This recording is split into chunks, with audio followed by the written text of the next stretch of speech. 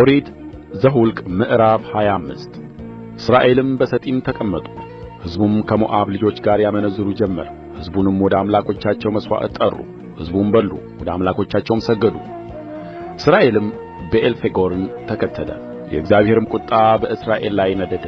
እግዚአብሔርም ሙሴን የእግዚአብሔር የቍጣው ጽናት ከእስራኤል እንዲመለስ የሕዝቡን አለቆች ሁሉ ወስደህ በፀሐዩ ፊት ወደ እግዚአብሔር ስቀላቸው አለው።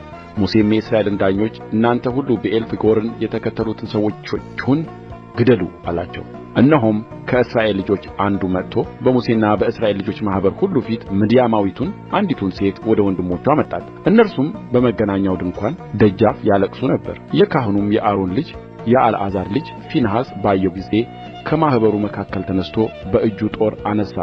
ያንንም የእስራኤልን ሰው ተከትሎ ወደ ድንኳኑ ገባ። እስራኤላዊውንም ሰውና ሴቲቱን ሁለቱን ሆዳቸውን ወጋቸው።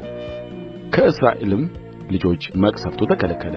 በመቅሠፍቱም የሞተው 24,000 ነበር። እግዚአብሔርም ሙሴን እንዲህ ብሎ ተናገረው።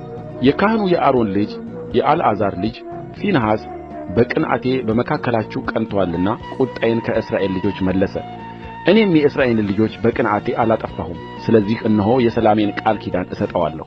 ለአምላኩም ቀንቶአልና ለእስራኤልም ልጆች አስተስርዮአልና ለእርሱ ከእርሱም በኋላ ለዘሩ ለዘላለም ክህነት ቃል ኪዳን ይሆንለታል። ከምድያማዊቱም ጋር የተገደለው የእስራኤላዊው ሰው ስም ዘንበሪ ነበረ። የአባቱ ቤት አለቃ የስምዖናውያን የሆነ የሰሉ ልጅ ነበረ። የተገደለችውም ምድያማዊት ስሟ ከስቢ ነበረ። እርሷም የሱር ልጅ ነበረች። እርሱም በምድያም ዘንድ የአባቱ ቤት ወገን አለቃ ነበረ። እግዚአብሔር ሙሴን እንዲህ ብሎ ተናገረው። በፌጎር በመቅሠፍቱ ቀን ስለ ተገደለችው ስለ ምድያም አለቃ ልጅ ስለ እኅታቸው ስለ ከስቢ በፌጎር ምክንያት በሸነገሉአችሁ ሽንገላ አስጨንቋቸዋልና ምድያማውያንን አስጨንቋቸው፣ ግደሉአቸውም።